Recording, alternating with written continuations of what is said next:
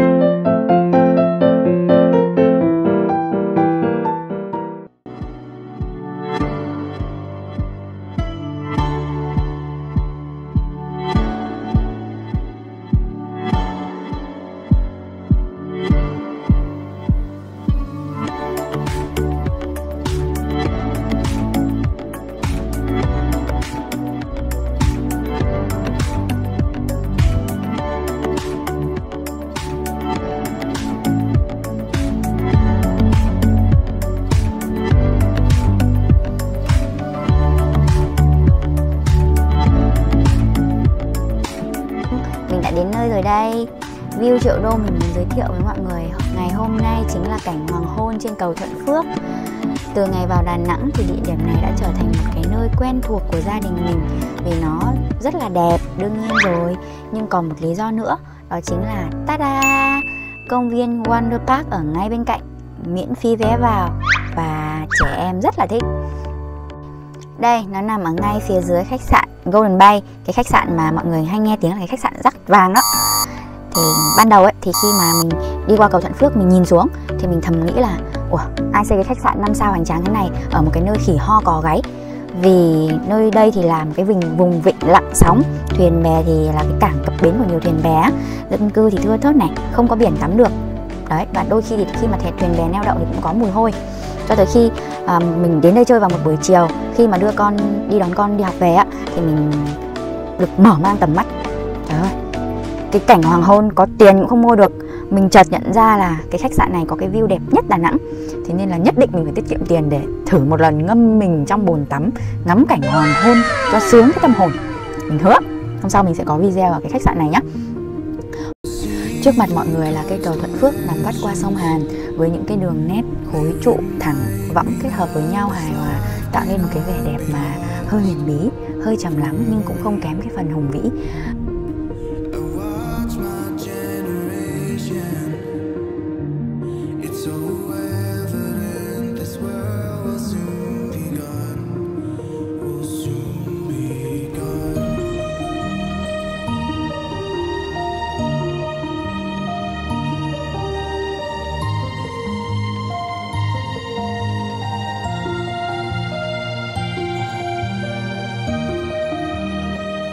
Có nhiều bạn thì chắc là không biết cái cây cầu này là do một cái nhà thầu Trung Quốc thiết kế, và mình thực sự thán phục người thiết kế nó vì là rất là phù hợp với cảnh sắc nơi đây. Nó không chỉ mang cái giá trị về giao thông mà nó còn đậm dấu ấn về nghệ thuật và mỹ quan nữa. Nó giúp tạo thêm cho Đà Nẵng một cái điểm đón khách tuyệt vời. Đấy, mọi người thấy không? Phía xa xa kia là dãy núi Bạch Mã, những cái đường cong vừa mềm mại vừa hùng vĩ, thoắt ẩn thoát hiện trong cái đám sương mờ mờ. Cái hơi nước ở dưới biển nó hơi mờ mờ ảo ảo. Khi mà cái cảnh hoàng hôn buông xuống ấy thì những ánh nắng le lói hắt qua những cái đám mây trông cực kỳ là huyền diệu.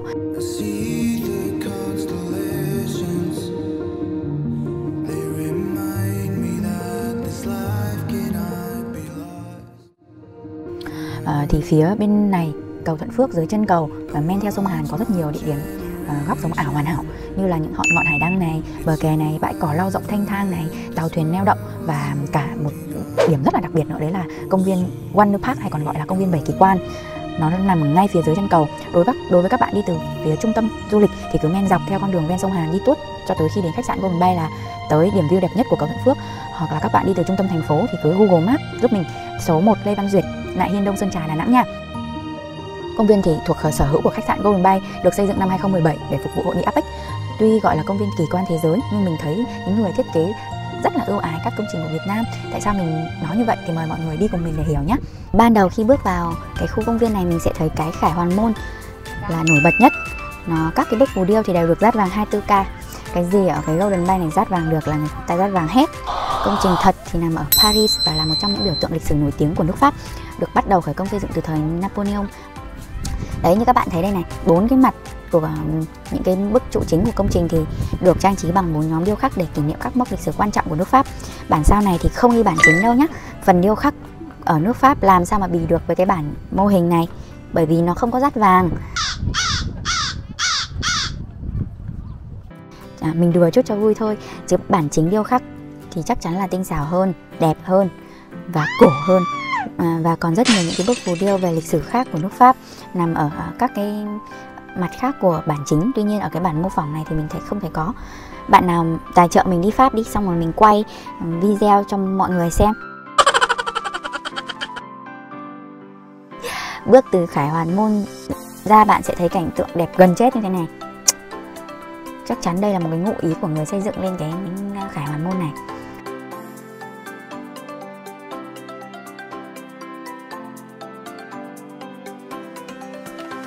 Còn khi mà đi từ bên ngoài cổng chính Khải Hoàn Môn vào một phát là mình thấy cái tháp rùa nằm trên hồ nước đầy chất thơ của Hà Nội, nổi bật ngay giữa trung tâm Âu Mỹ.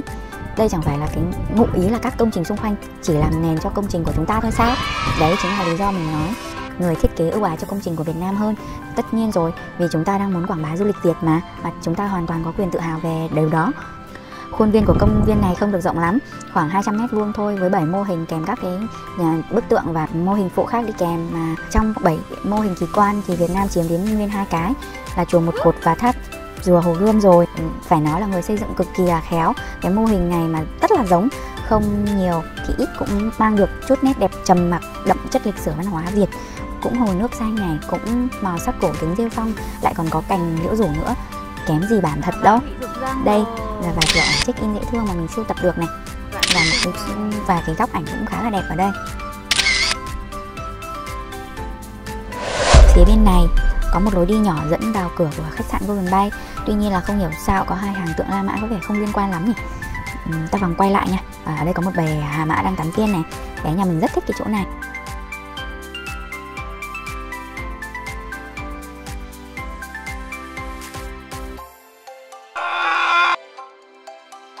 Phía bên kia là Vạn Lý Trường Thành. Chắc hẳn ai cũng biết rồi, đây là cái bức tường dài nhất thế giới. Nó dài tới 20.000 km và được xây bắt đầu từ thời Tần Thủy Hoàng và tiếp diễn các triều đại sau đó. Thực ra thì nó cũng đã có những cái bức tường như vậy được xây trước đó để nhằm bảo vệ người dân khỏi dân du mục. Nhưng mà cho tới thời Tần Thủy Hoàng thì nó mới chính thức được quy hoạch đàng hoàng. Cái người mà lao động chính để xây dựng lên cái bức tường thành này chính là tù nhân, những người phạm tội nặng, vì công việc này cực kỳ là vất vả và nguy hiểm. Người ta tính là có tới 400.000 người mất mạng khi xây dựng cái tường thành này. Có một điều vô cùng đặc biệt, đó là vật liệu kết dính làm vữa để xây dựng cái tường thành này, làm cho nó bền bỉ vững chắc và tồn tại đến hàng nghìn năm. Nó có thành phần là gạo nếp. Thiết nghĩ xây lên cái tường thành này bao nhiêu gạo nếp cho đủ nhỉ?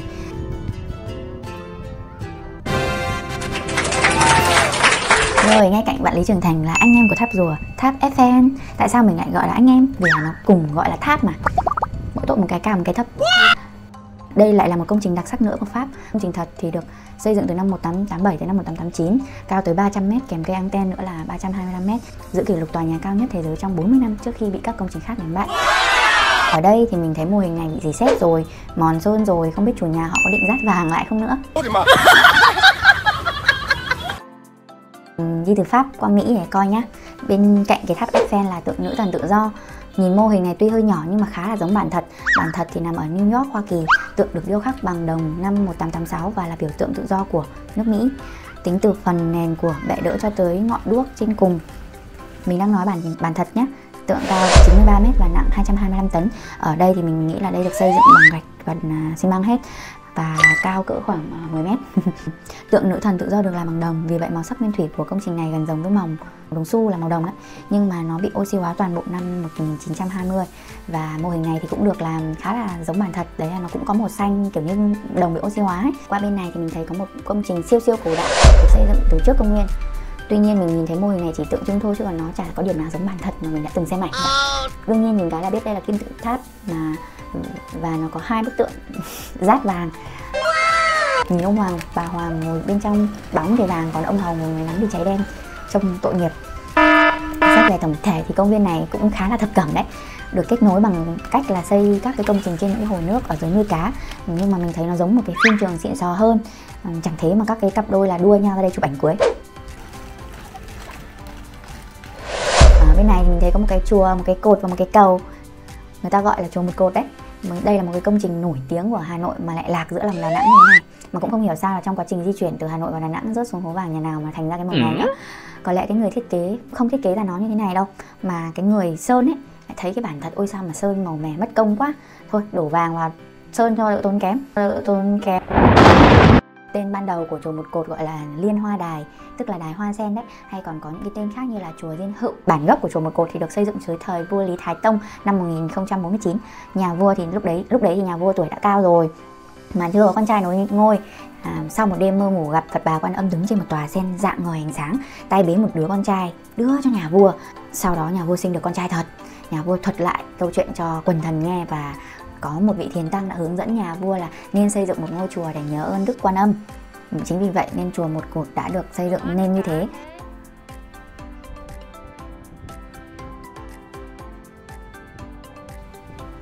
Phía bên ngoài cùng này là ngọn hải đăng Alexandria, nằm ngay bên trái Khải Hoàn Môn, nhìn từ bên ngoài vào.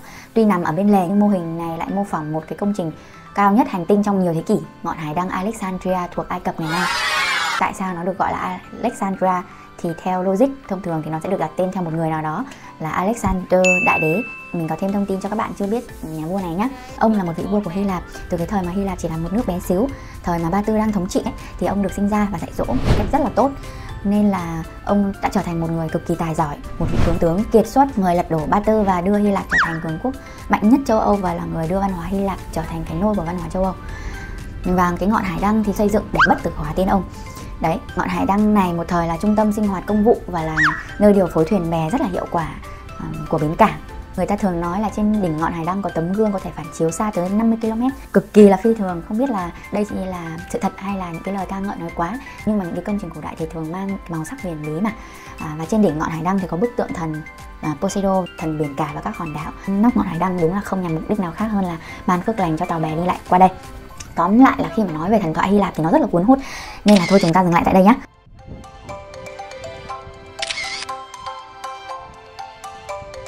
Và cuối cùng là một ngọn đồi nhỏ có tượng Don Quixote và Sancho Panza. Ở đây đang kèm với lại một cái mô hình của xe gió. Đây hẳn là đang mô phỏng lại cái trận chiến cối xe gió giữa với hai nhân vật này mà bạn nào học cấp 2 cũng đã biết hết rồi. Mình thấy mô hình này thì khá là tốn diện tích, tuy nhiên là nó lại nằm ở trên cao, thành ra là lúc mà lấy góc chụp hình thì hơi khó. Nhưng các bạn cũng thấy đấy, đây là một nơi an toàn để các bạn nhỏ đến đây sinh hoạt, giải trí buổi chiều như là trượt patin, trượt ván, đọc sách. Đà Nẵng tuy là thành phố phồn hoa nhưng đáng để sống vì cái nhịp sống chậm khá là ổn. Người dân địa phương thì có cái thói quen là cuộc sống đều nhẹ nhàng, ít bon chen hơn. Trời cũng đã tối rồi, chúng ta kết thúc video tại đây nhé. Hẹn gặp lại các bạn ở video sau. Nếu các bạn thấy hay và hữu ích thì hãy bấm like và đăng ký ủng hộ mình nhé. Hẹn gặp lại.